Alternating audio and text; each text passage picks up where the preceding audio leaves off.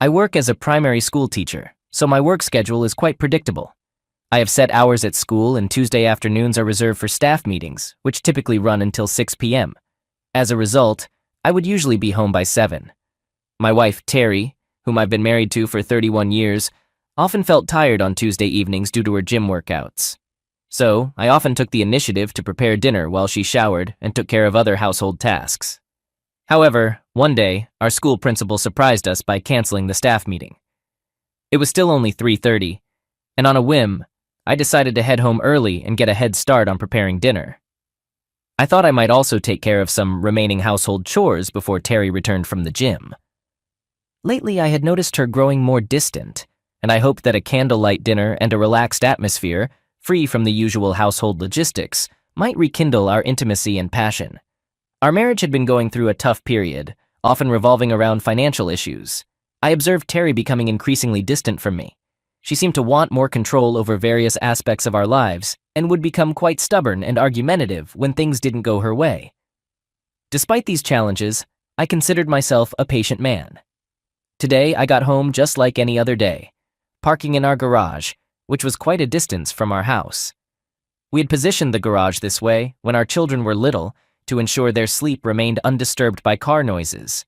Their sleep was precious, not just for their health, but for our sanity too. It gave us some quiet time to recharge while they slept soundly. So I parked and took a leisurely stroll up to our 2-story house. I noticed Terry's car in the garage, but it was a common sight on her workout days because she preferred taking the bus to the gym.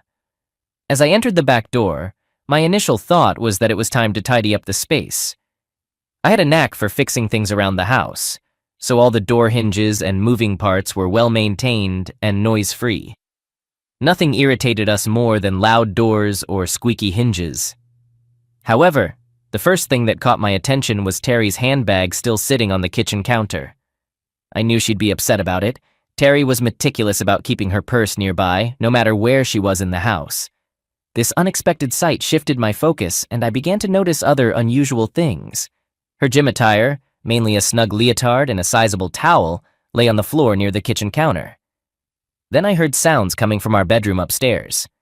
I entertained the possibility that Terry might have fallen ill suddenly and was upstairs. I cautiously and quietly ascended the carpeted stairs, almost tripping over a pair of men's shoes left on the steps. Those shoes definitely weren't mine. And neither were the pants, shirt, tank top, and socks scattered along the rest of the stairs. They were mixed in with Terry's underwear, her exclusive ones that only made an appearance on special occasions like our wedding anniversaries. I came to a standstill. My skin grew clammy, and my blood pressure plummeted, causing my heart to momentarily skip a beat. I had to sit down on the stairs to collect myself. My disbelief turned to anger, an emotion I rarely feel. Typically, I'm composed and controlled, a result of years as a teacher managing 30 children daily. But now, that composure eluded me. Adrenaline surged through my veins, and I felt anger like never before. I had never even been in a real fight. These emotions were entirely foreign to me. Amidst these strange feelings, curiosity drove me to cautiously climb the stairs and enter our shared closet. There were 2 doors in front of me, one leading to the bedroom and the other to the upstairs bathroom.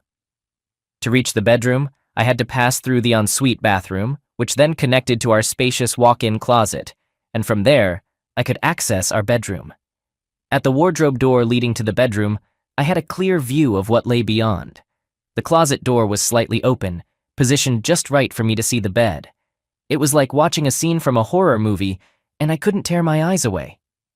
All the while, I had been hearing those moans and grunts. But now, I was overwhelmed with an intense mix of anger and disbelief.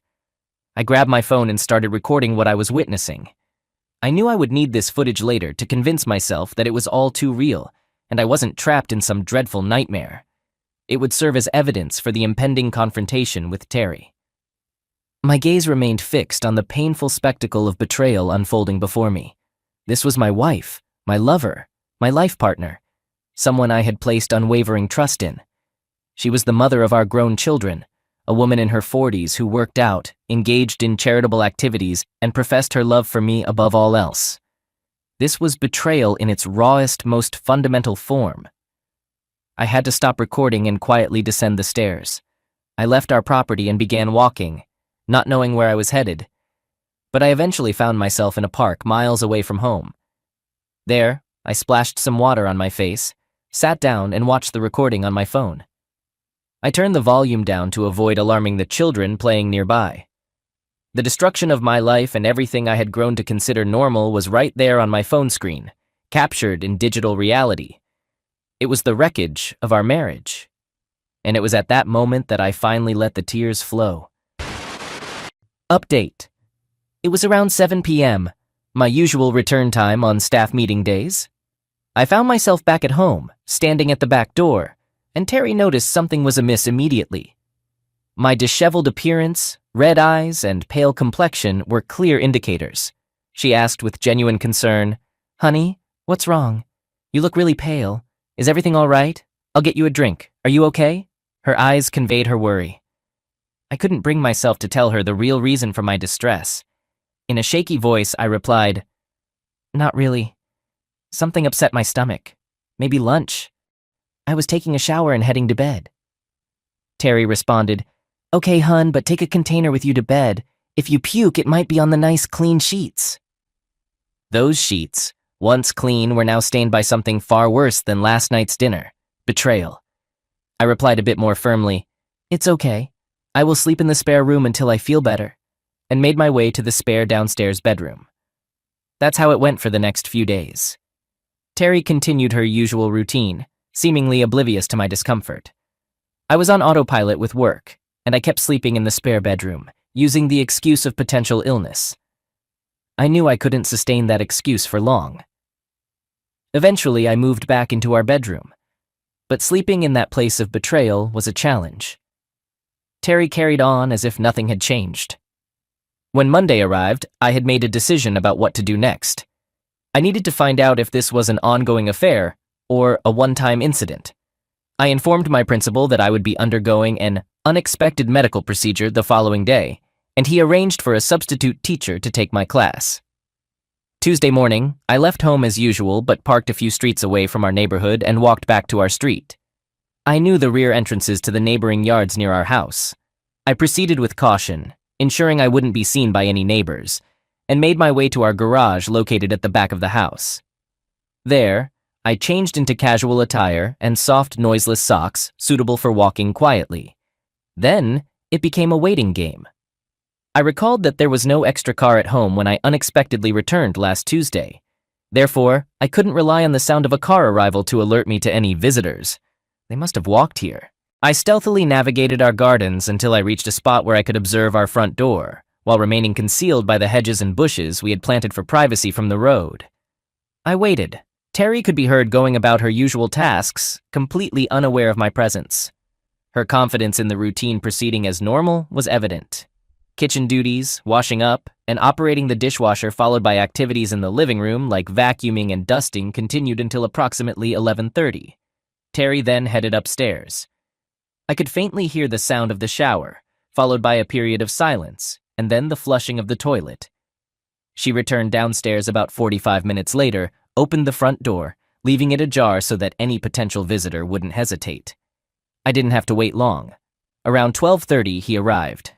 I didn't know who he was, but he had walked in from the left side of our front gate. My phone recorded about 10 seconds of video, capturing side profiles and even an almost direct view of his face. He didn't hesitate. He entered and proceeded through the door. The next words I heard sent shivers down my spine.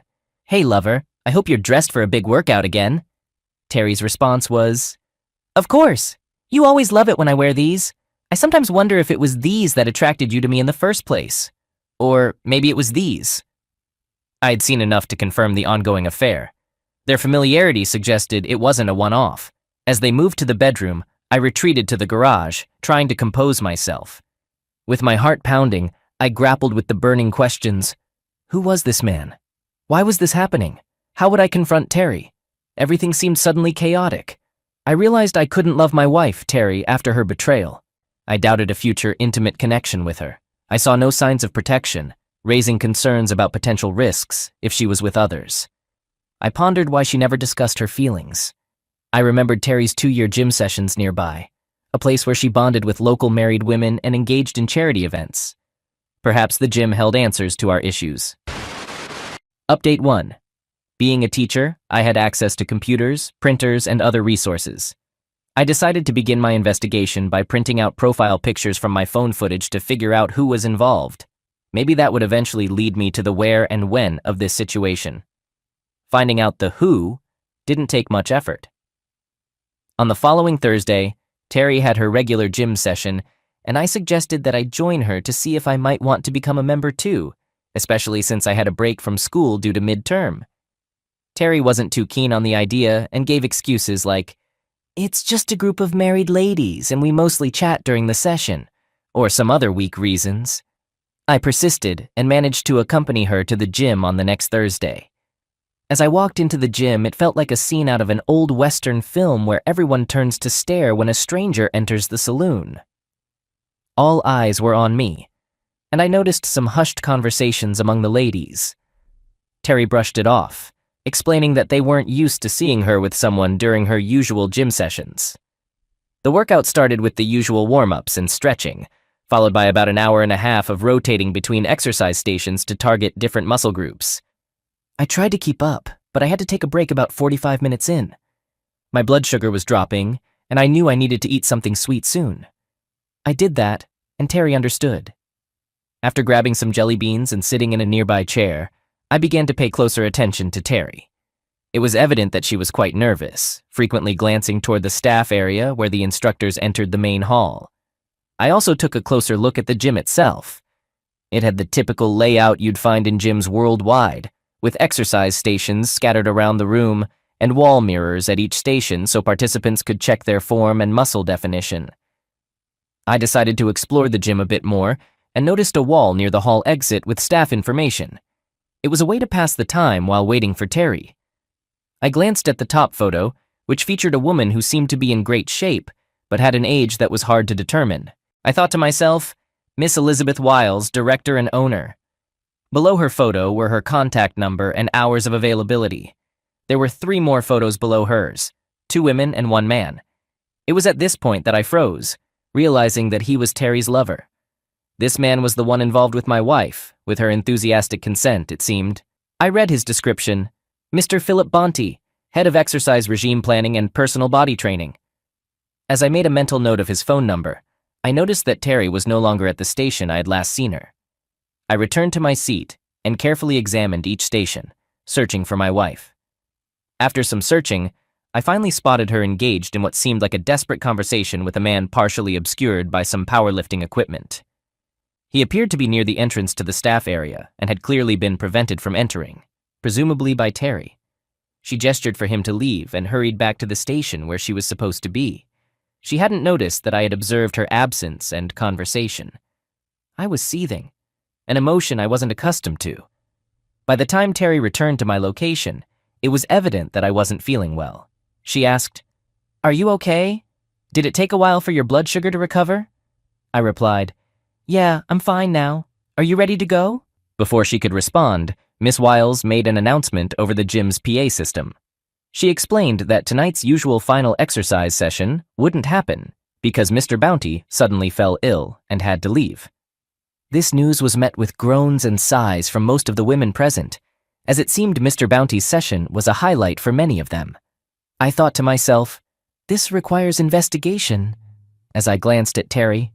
She remained silent when the announcement was made, but she appeared almost relieved.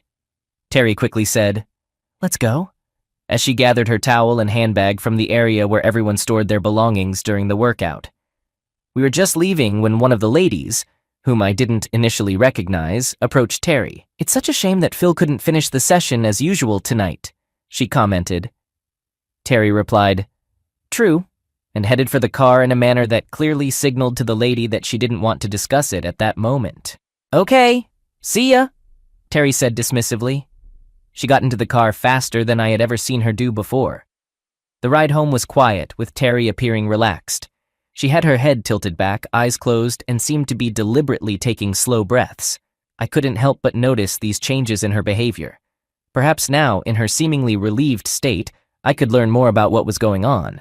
"So that was quite an interesting session, dear," I remarked. The workout station seemed to be set up really well, No wonder you're looking so fit and trim. Thanks, honey, she replied. You're absolutely right. They offer an extensive program, and I enjoy going there. The ladies are friendly too. It's just a shame about Mr. Bounty. I prodded further. You mean Bonte, she corrected, a bit too quickly. Phil, I mean Philip Bonte. He usually wraps up every session with an exercise routine that really challenges everyone, pushing their bodies to the limit. It was disappointing that he wasn't there tonight. Inside, I couldn't help but think, she's fully committed to this lie.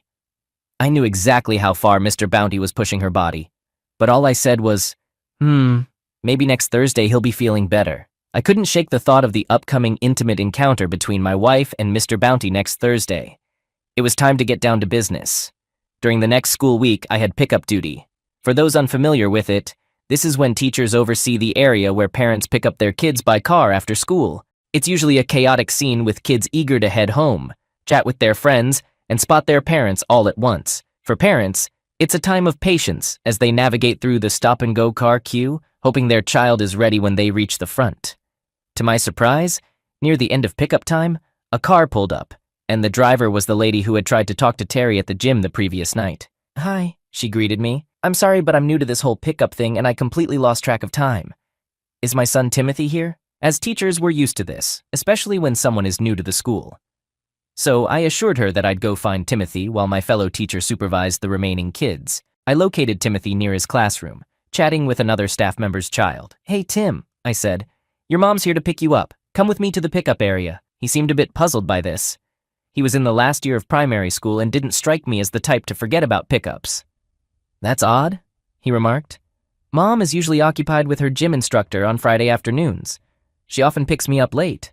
At my previous school, she sometimes didn't arrive until around 5:30. The moment I heard gym instructor, my suspicions grew stronger. I continued the conversation, trying to stay composed and casual. It's good to see your mom taking care of her health. Exercise is a crucial part of a healthy lifestyle. Do you happen to know the instructor's name? I hoped the response wouldn't confirm my fears. Oh, his name is Bounty or something like that, replied Timothy. He also works at a local gym and often gives private lessons at people's homes. That's what I want to do when I grow up. Mom really enjoys her workouts with him. On Friday evenings, she's so relaxed and looks radiant by the time we get home. It's fantastic. Fridays are always takeout nights because Mom rarely has time to cook. No way, I thought. This Bonte guy is involved with more people than just my wife. I walked Timothy back to his car where his mom expressed her gratitude for our concern. No problem, I said. It's all part of the service. By the way, I don't believe we've met before. I'm Gerard Downs. The kids call me Mr. D for short. Nice to meet you. I shook her hand and she introduced herself. Hi, I'm Mary Jones. I remember seeing you at the gym last Thursday. I was there with my wife Terry. Sorry, she seemed rushed when leaving. Mr. Bonte's absence seemed to disrupt everyone's routine that night. At that moment, her entire demeanor changed dramatically. While previously she had been an apologetic parent picking up her child from school, she suddenly turned pale and guarded. She appeared almost trembling as she said, yes, all right, I'll see you again, Mr. Downs. Goodbye, and quickly drove off. Update 2. It was time to chart my future, something I believed I had already outlined together with my then-partner Terry. This future appeared grim, featuring only me, and possibly no one else. Definitely not Terry. My anger led me down a path I had never imagined traversing. The path of revenge. I began to meticulously review all the vital yet often overlooked details that are a part of a couple's everyday life. Questions like, who is responsible for paying the bills? Which insurance company do we use? When are our utility bills due? From which account do we settle various bills and when? My database of this information began to expand. I discovered that we had only a small amount left to pay on our mortgage, and my superannuation account had grown impressively to $900,000. I couldn't help but express gratitude for our teachers' union, which had insisted on making compulsory super contributions a part of a teacher's basic employment conditions. After conducting thorough online research without Terry's knowledge, I reluctantly concluded that there was no escaping the fact that we would need to evenly divide all our assets. Our children were now financially independent. We did have a substantial sum saved in a cash account, around $30,000, designated for a planned overseas trip. Unfortunately, that trip was no longer on the horizon. My initial step would be to deplete that account as swiftly as possible, before Terry became aware that I had uncovered her betrayal. I discreetly made several household appliances suddenly malfunction. I would disconnect a wire here and there when Terry wasn't at home. Then, I'd claim that Mr. So-and-so had come to fix the particular appliance, charging a certain amount in cash, which was slightly less than his stated price. I would secretly stash away this cash and then repair the appliance. Through this method, I managed to squirrel away about $20,000. I also purchased tools and such, always paying with cash, showed them to Terry, and then returned them the next day for a cash refund. I admit it was deceitful, but the values of honesty and trustworthiness had already eroded in our relationship due to Terry's actions. The whole situation was turning me into someone I never thought I could be, a liar. Terry's Thursday afternoon workouts with Bonti continued, and I no longer attempted to maintain any kind of sexual relationship with her. We simply coexisted as two housemates would. Gradually, my personal belongings began to disappear into boxes in the garage. Terry rarely ventured into the garage, so she didn't notice the rearrangement. Her car was usually parked in front of it, and she was content to leave the garage as my own space. She did question the absence of some of my personal items from the shelves once, though. I kept postponing it, explaining that I accidentally broke things or no longer had a use for them. Terry was fine with these responses, mainly because most of my belongings didn't fit her preferred color scheme or the desired ambience of the room. When most of my items were cleared away in this manner, it didn't significantly change the atmosphere in the house. It made me realize how much I had yielded to Terry's influence in many aspects of our life together. I withdrew as much of my superannuation as I could and purchased a small house on the town's outskirts. It was exceptionally compact, with only 2 bedrooms and a tiny yard, but it had a garage and was conveniently located near my workplace at the school. What made it even better was that the remaining mortgage balance allowed me to comfortably manage the monthly payments, even on half of my salary. This wasn't a grand mansion by any means. It's astounding how great a deal you can find if you're willing to forego the allure of flashy, popular neighborhoods. My separation plans were underway. I gradually moved my personal belongings into the new house. Furniture wasn't a problem, as I could easily find second-hand or pre-owned pieces at thrift stores. It felt like my life was pre-loved, once cherished but now forgotten, relying on charity for any value. It was time for those involved to receive their just rewards. I reconnected with Mary Jones when she approached me during a school pickup. I was alone with her son, Timothy, waiting for her. When she arrived, she looked distressed, her eyes hinting at recent tears. As a teacher, I was trained to pick up on these cues, giving insight into students' lives and their struggles. "Mr. D, can I talk to you for a minute?" she asked anxiously. "Of course. Since no one else is arriving, just stay parked there and come over to my usual spot," I replied. I referred to the benches around the school as my office. She parked her car while Timothy played with his soccer ball, and we sat together on the bench near the pickup area. "I'm not sure how to begin what I need to tell you," she started. "I'm uncertain about how much you know regarding the gym you saw me at." I looked at her intently and replied cautiously, "I know that Terry, my wife, enjoys going there, and it's been beneficial in helping her stay fit and active." She hesitated, clearly struggling to speak, and then continued, "There are things you should know about what happens there."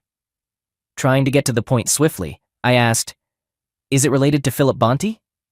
She responded vehemently, "You have no idea how much it involves that pig." I said, "I might have an idea, but please go ahead and tell me." She confidently said, "He's a player, targeting many of the regular women there." When I asked how she knew, she replied, tears in her eyes, "I was one of them. Until last week, we met every Friday at 12:30. She paused, looking up as if reliving those moments. I too looked away, reminded of those sessions, though not with fondness. She apologized. "I'm sorry for sharing this. I genuinely enjoyed what he was doing to me while it lasted. It was only when he had someone else taking my place during that time that he abruptly ended it, offering no explanation, just a, 'Sorry, no more.' I had actually believed we might have a future. I'm divorced, and I missed the regular affection of a married relationship, so I was excited about experiencing it again, this time with him. I couldn't have been more wrong." I was completely shocked by her candidness. How could she think it was appropriate to share all of this with me? She must be really upset. Trying to provide some comfort, I responded a bit too hastily. "Marriage relationships aren't always what they seem." She looked at my face and noticed the pain and anguish in my expression. "You already know, don't you?" she asked slowly, shaking her head in disbelief. "You already know that he's been involved with Terry, your wife." I admitted, "Yes, I knew, Mary. Thank you for sharing this," though I struggled to conceal the bitterness in my voice. "But I've already set things in motion regarding the whole situation. I genuinely believe in karma, and I think it might catch up with him soon. That guy has to face the consequences," Mary practically shouted. "He doesn't care about who he hurts or how, as long as he satisfies his sexual ego, something he can brag about to his buddies at the bar. If you want my help to get back at him, just let me know. That guy has to pay, and he should pay dearly." She called her son over and departed. I sat there, deep in thought, for quite some time. Update 3. I found a measure of relief when Mary shared her story with me. For a while, my revenge plan felt like sour grapes, stemming from my inability to salvage my marriage. I realized it required deeper consideration. I began to ponder just how many other women he might be involving from the gym. It was time to gather concrete evidence. I couldn't help but be amazed by the man's stamina, but I suppose even the devil doesn't tire. I discovered that he worked at the gym every day except on Mondays when the gym was closed. I recalled the phone number posted on the gym's wall. Using the telecom's white pages, I traced the number back to an address, not more than 3 blocks away from our own. It explained how that scoundrel could conveniently walk over to our place to engage in affairs with my soon-to-be ex-wife. I told Terry that I'd be going for a walk each day around 5 p.m., claiming my specialist recommended it. Fortunately, Terry had no interest in joining me, and she knew it wouldn't interfere with her liaisons, so it all went smoothly. During my first evening walk, I headed straight to Bonte's address and observed that he lived in a ground-floor apartment among several similar units. His car was absent, so I lingered nearby to track his return. He consistently left our house well before 6, making it likely for him to arrive around that time. As expected, he walked into his apartment right before 6. This occurred every day I could go for a walk, except for my staff meeting day when I couldn't walk. I suspected he followed this pattern each day the gym was open. Did he have a different woman to rendezvous with on each of these days? I aimed to find out by progressively starting my walks earlier to monitor his daily movements. I decided to take a whole week off from school for this specific purpose. I went to an electronics store and purchased the necessary equipment. This included a discreet, long-range listening device, not the one that resembles a satellite dish. I also bought voice and motion-activated cameras with full-color HD capabilities, 5 of them to be precise. To ensure I had enough storage space for digital evidence, I acquired an extra portable hard drive for my computer. After purchasing these items on Monday, I proceeded to install one of the cameras in Bonte's apartment. Fortunately, his place wasn't overly spacious, more like a 1-bedroom apartment with a generous living and kitchen dining area.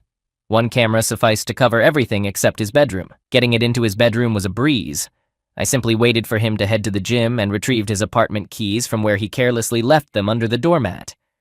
He couldn't have been less imaginative. After ensuring the camera functioned correctly, I departed.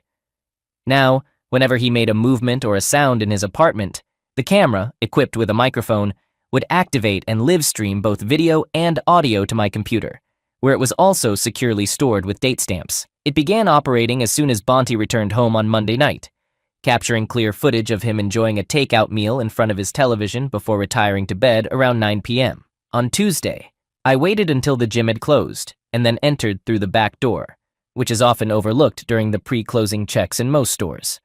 Fortunately, luck was on my side. I strategically placed the next camera in the private room located at the back, where clients usually undergo personal health assessments. This was the same room where Bonte often conducted sessions with his private clients. I couldn't help but question the kind of person I had become, installing cameras in other people's spaces, essentially spying. I wondered where this would lead. By Wednesday, I seized the opportunity when Terry left for groceries and discreetly positioned the 3rd and 4th cameras in our bedroom and living area. Upon reviewing the footage from Tuesday, I was both surprised and unsurprised by what I observed and heard, given the context. Bonte woke up and promptly left, only to return later with breakfast. I couldn't help but think, lazy guy can't even make his own breakfast. He remained home until the gym opened and left at 10:30. During this time, he made an intriguing phone call. "Julie? Hi, it's Phil. Is he gone yet?" "Okay, see you at 12:30 at your place. Make sure to wear what I mentioned." "No, I'll be careful. No one will see me enter your place. Did you say he was going for 3 days?" "All right, maybe I can come on Thursday and Friday as well. We'll talk this afternoon, lover. After that, he ended the call and left with a noticeable spring in his step. I couldn't help but wonder how he planned to explain this to Terry. On Thursday, I set up shop in the garage with my computer, eagerly awaiting the unfolding events. Almost immediately, Bonte's camera feed appeared on my screen. He had woken up, gone out for breakfast again, and returned to make a phone call. It was Terry's phone he dialed, and the cameras streamed her side of the conversation as well. Hey, it's Phil. How's my favorite slot feeling today? Phil, don't talk like that on the phone. You never know who could be listening. Luckily, my husband has gone to work. See you at 12:30 as usual? Final update. Mary, the parent from school, seemed enthusiastic about helping in any way she could. So I asked her to compile a list of women that Scoundrel was involved with or had been involved with in the past. She tackled this task with enthusiasm, and within a week, she had names and addresses. To my shock and dismay, Terry's name was on that list. By this point, I had nearly severed all ties to our house, which had lost its emotional value and become a mere dwelling. Terry did comment once on how it felt strangely emptier lately. I simply explained that I was diligently decluttering my belongings. She accepted that explanation, as it didn't affect her possessions and even provided her more space. I had also moved the garage items to my new house. To complete my departure, I only needed a 20-minute effort to gather my remaining belongings and drive away in my car. I consulted with a divorce attorney, and all the necessary divorce documents were prepared and ready to be served promptly. The financial aspects were sorted out. Our savings for a vacation were completely emptied, with the funds transferred into my personal account. I carefully kept all the receipts for the fictitious purchases neatly organized in a folder, just in case they were needed as evidence. I adjusted the beneficiaries of my superannuation fund to our children and withdrew any available funds. I established separate bank accounts, credit cards, and insurance policies in my name alone. Terry's car, its registration, and insurance were all transferred solely into her name, making her entirely responsible for it from now on. Unfortunately, I had no control over the house, so I had to rely on the decisions of the courts. I purchased a new mobile phone registered under my name alone and ensured that it had an unlisted number. The old phone was deactivated. I assembled a package of information for each husband or partner of the women listed by Mary. Each package included details about when and where that scoundrel had been involved with their partners. It also contained his name and address. Additionally, I provided the address of the sexual health clinic in our town, as it appeared that most of these encounters were unprotected. I sent a detailed letter to the owner of the gym, suggesting that it was an appropriate time to have a serious discussion with her head instructor. On our kitchen table, I left the divorce papers, printed photos from the video surveillance of that scoundrel and Terry, and DVDs of their encounters. Beside this bundle, I placed my wedding ring, cut in half and covered in unpleasant substances. The accompanying note read, "Terry, I left you this damaged ring, covered with the same mess that symbolizes what happened to our marriage. Please refrain from contacting me unless it's through the attorney mentioned in the divorce papers. I've requested the school to prohibit your access to the school premises, so please avoid trying to reach me there. Causing disturbances on school grounds can lead to swift police intervention. I've also informed our children about my actions to ensure there's no confusion about why this breakup occurred. I've sent copies of the DVDs to them so there can be no false narratives about who initiated this separation." I drove to my new house and waited for the fallout, which came with full force. Somehow, the local newspapers caught wind of a scandal at a nearby gym. The owner had no choice but to close the business and leave town. Meanwhile, a former gym instructor was discovered in a downtown back alley. It was believed he had been assaulted by an unidentified group of male attackers. A sudden surge of divorce petitions flooded the local court, and many houses were put up for sale. Terry returned home on that fateful day, discovered my parting gifts, and promptly fainted. A neighbor heard her scream and witnessed her collapse. It didn't take our observant 70-year-old neighbor long to realize why Terry had fainted. She promptly called emergency services before leaving her house, leaving the door open. Terry made attempts to contact me, but was unsuccessful on any of our phones. She even attempted to visit the school, resulting in her arrest. After spending a night in the holding cell and receiving a stern warning from a magistrate, her efforts to reach me slowed considerably. Our children didn't hold back in expressing their disapproval of her blatant infidelity. Fortunately, they were both married and had inherited more ethical views on fidelity from me, clearly not from Terry. The divorce proceedings were completed, and the remaining financial matters were resolved as per the usual process. Terry had to sell the house, and the proceeds allowed her to purchase a smaller home in the outer suburbs, where she currently resides alone. The stigma of being known as one of the infamous gym slots never left her. Whenever she ventured uptown, she faced numerous sidelong glances and whispered snickers. The resulting depression, stemming from this rejection and shame, eventually led to her receiving care in a mental hospital. As for me, I continued with my teaching profession, living contentedly in my new home.